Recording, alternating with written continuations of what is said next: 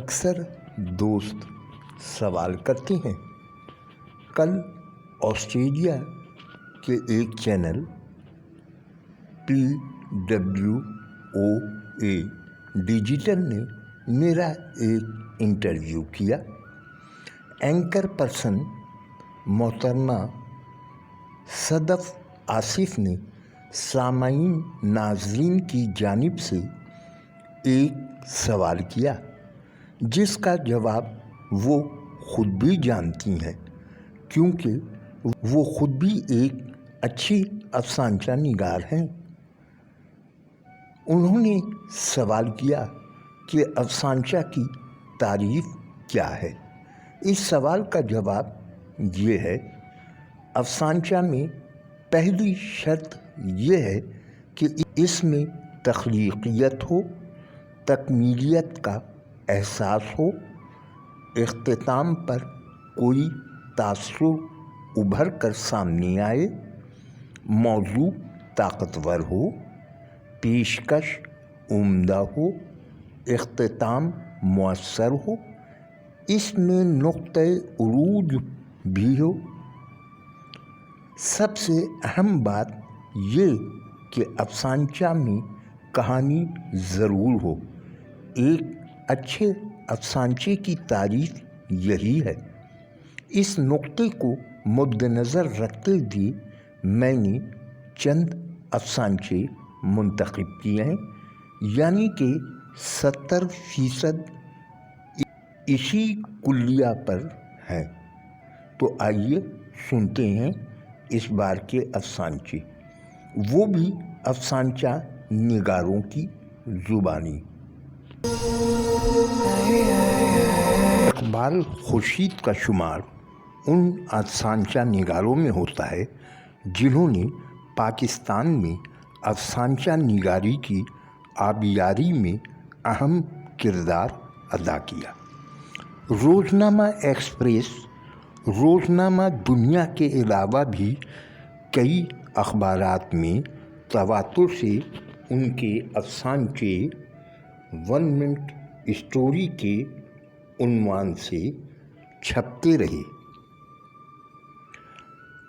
दुनियाए अफसानचा में भी उनके अफसानचे हम शामिल करते रहे हैं। हम उन्हीं की ज़बानी उनके अफसानचे सुने। पहले अफसानचे का उन्वान है ज़मीर।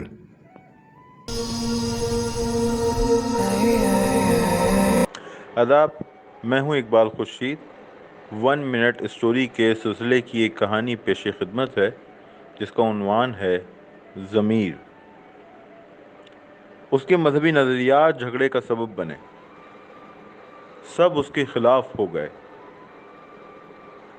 मैं मुश्तइल हजूम की क़यादत कर रहा था। हमारे हाथ में पत्थर थे। हमने उस पर पत्थर बरसाए, उसे लहूलुहान कर दिया और आखिर में जब वो गिड़गिड़ा रहा था उसे गोली मार दी। मुझे अपने किए पे कोई नदामत नहीं थी। मैं कानून का सामना करने को तैयार था। मुझे गिरफ्तार कर लिया गया, जेल हो गई, मगर मैं मुतमईन था। मगर फिर एक रोज़ उसकी माँ जेल में मुझसे मिलने आई। उसके चेहरे पे झुर्रियाँ थी, मगर उसकी आवाज़ मजबूत थी। तो उसने कहा, तुमने मेरी बरसों की मेहनत ज़ाया कर दी, मगर मैं तुम्हें माफ़ करती हूँ। इन अल्फाज पर मैं हैरान रह गया। मैं उस औरत की सम देखता था जिसकी आंखें बुझ चुकी थीं। उसने बात जारी रखी,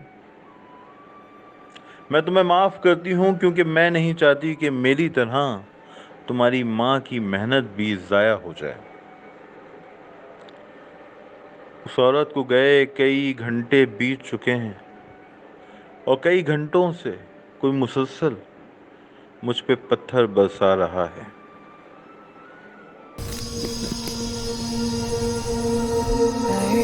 वन मिनट स्टोरी की एक और कहानी पेश खिदमत है। उन्वान है औरत। मैं रात गए दफ्तर से लौटता तो बस स्टॉप पर स्ट्रीट लाइट के नीचे खड़ी होती, हमेशा ताज़ा मेकअप के साथ, بھڑکیلے لباس میں ہمیشہ دستیاب۔ اسے دیکھ کر کچھ آنکھوں میں ناپسندیدگی امٹ آتی، کچھ میں شرارت اور کچھ میں خواہش۔ تو خواہش مند آنکھیں اس کے پاس آ کے رک جاتی، خواہش کے ریٹ طے ہوتے اور پھر وہ ان آنکھوں کے ساتھ غائب ہو جاتی، کبھی کسی موٹر سائیکل پہ سوار ہو کے، کبھی کسی کار میں۔ اور پھر ایک صبح وہ کسی اور ہی علاقے کے کسی اور ہی بس اسٹاپ پہ مجھے دکھائی دی، میک اپ کے بغیر، سادہ لباس میں، کسی کی منتظر۔ اور پھر اس کا انتظار ختم ہوا، ایک وین آ کے رکی، وہ عورت دھیرے سے آگے بڑھی، وین سے ایک بچہ نکلا اور اس سے لپٹ گیا۔ مجھے شک گزرا کہ شاید وہ کوئی اور عورت ہے، کہ شاید کچھ میری آنکھ میں پڑ گیا ہے۔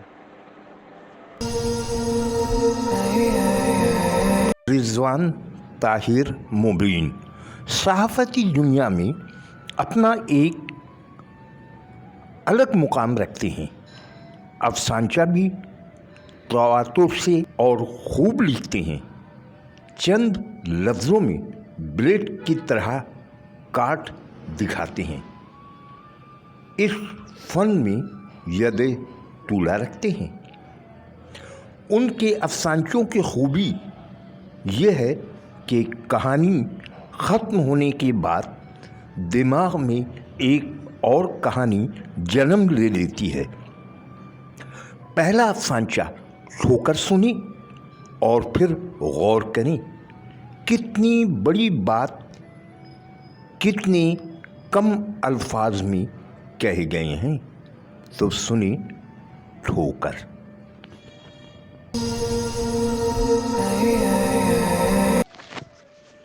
السلام علیکم، میں رضوان طاہر مبین آپ سے مخاطب ہوں۔ میں 2016 سے مختصر کہانیاں، 100 لفظوں کی کہانی جسے کہنا چاہیے وہ لکھ رہا ہوں، 100 لفظی کتھا کے عنوان سے، جو کہ روزنامہ ایکسپریس کی زینت بنتی رہتی ہیں وقتاً فوقتاً۔ اس وقت میں اپنی دو کہانیاں، 2 100 لفظی کتھا آپ کے سامنے پیش کروں گا، جس میں سے پہلے کا عنوان ہے ٹھوکر۔ سب تمہیں پانے کو دوڑتے ہیں، ہر کوئی تمہیں دیر تک اپنے پاس رکھنا چاہتا ہے، لیکن جو بھی تمہیں پاتا ہے اس کا مقصد صرف تمہیں ایک ٹھوکر مارنا ہوتا ہے۔ میں نے کہا، ٹھوکر بھی تو وہی برتر ہوتی ہے جس پر میں ہوں، وہ بولی۔ لیکن کوئی بھی تمہیں پانا نہیں چاہتا۔ میں نے پوچھا، اس کا ایک اور پہلو بھی تو ہے، اس نے بھی سوال کیا۔ وہ کیا؟ مجھے تعجب ہوا۔ جب مجھے ٹھوکریں لگ رہی ہوتی ہیں تو میں مرکز نگاہ ہوتی ہوں، ورنہ مجھے دیکھتا ہی کون ہے؟ فٹ بال نے جواب دیا۔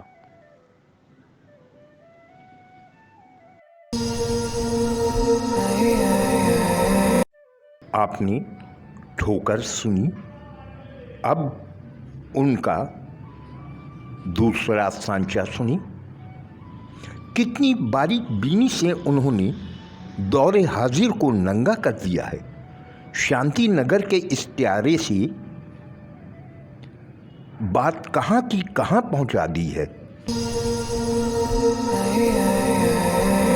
میری دوسری 100 لفظی کتھا ہے روزگار۔ شانتی نگر اپنے نام کی طرح بہت پرامن تھا۔ سمر اور امر نے وہاں جا کر ملازمت کرنا چاہی، لیکن ہر آسامی پر تھی، اس لیے دونوں ناکام لوٹے۔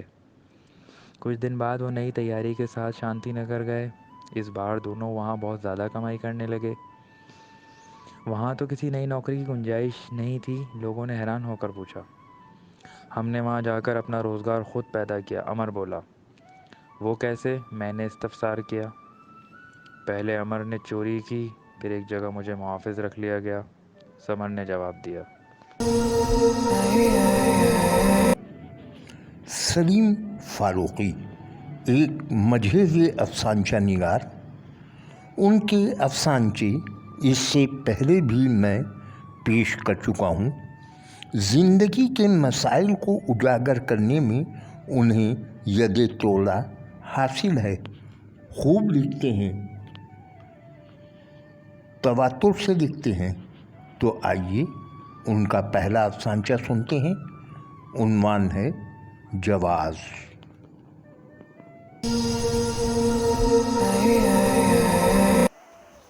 अस्सलाम वालेकुम। मेरा नाम सलीम फ़ारूक़ी। मेरा अफसानचा सुनिए जवाज़। उसने जहाज़ की सीट के ऊपर लगे एयर कंडीशनर के डायल को घुमाकर बंद किया। साथ वाली सीट पर मौजूद 2.5 साला रूफ़ी को अच्छी तरह कंबल उड़ा दिया। दूसरे कंबल से अपनी टांगें ढांप लीं। ऊपर जलता लैंप भी बंद किया। आंखें मूंद लीं। कभी करवट बदलती, कभी आंखें खोलती, कभी मूंद लेती। वो गहरी सोचों में गुम थी और बेचैनी उसके चेहरे से साफ आया थी। वो आज तकरीबन 7 साल बाद वतन वापस लौट रही थी। उसकी उस पर छाई बेचैनी में खुशी की जगह परेशानी आया थी। साफ महसूस हो रहा था कि वो किसी फ़ैसले पर पहुंचने की नाकाम कोशिश कर रही है।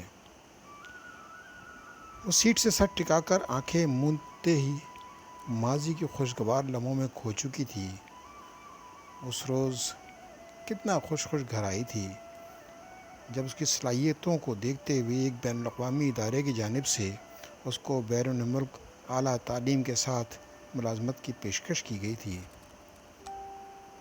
उस रोज़ घर तो क्या पूरे ख़ानदान में ही भौचाल सा आ गया था। हर तरफ एक ही चहमगोई थी कि क्या लड़की ज़ात तन्हा जाएगी। कुछ दिन घर में सर्द व गर्म की जंग चलती रही। बिल आखिर उसने अपना मकसद पा ही लिया। उसको वो दिन भी अच्छी तरह याद था जब वो डिपार्चर लाउंज में दाखिल हो रही थी।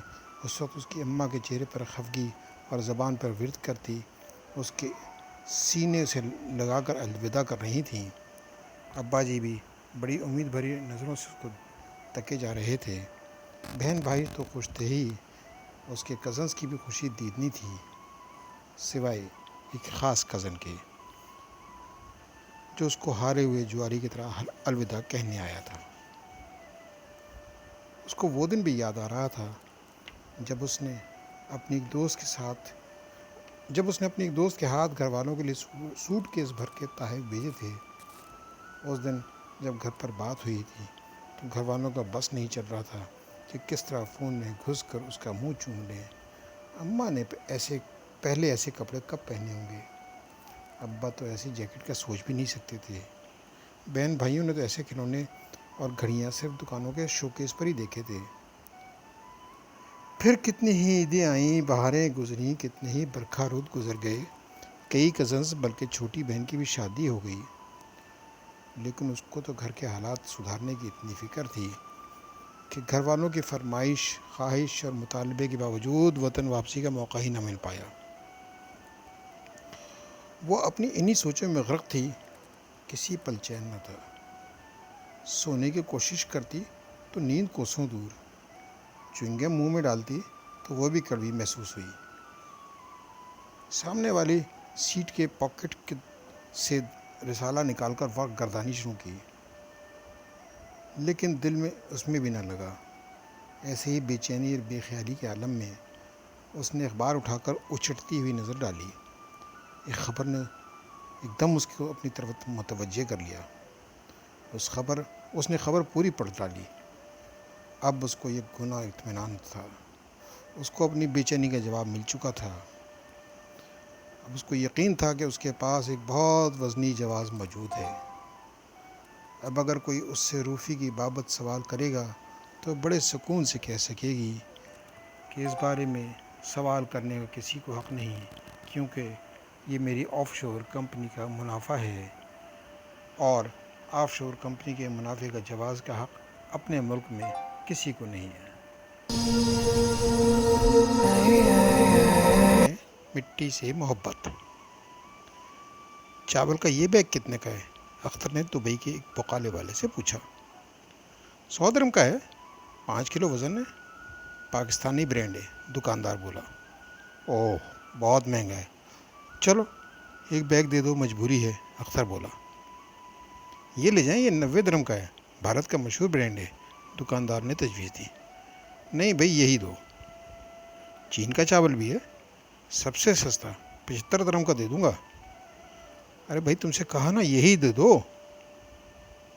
ہاں، بیج برطانیہ کا، کھاد امریکہ کی اور چاول کا پلانٹ چین کا استعمال ہوتا ہے۔ ارے پاکستان کا تو بس نام ہی ہے، دکاندار نے رکھائی سے جواب دیا۔ مانا کہ بیج برطانیہ کا، کھاد امریکہ کی اور پلانٹ چین کا، لیکن اس مٹی کے بارے میں کیا خیال ہے جس میں اس کا پودا اگا تھا؟ اختر نے بڑی رسانیت سے جواب دیا۔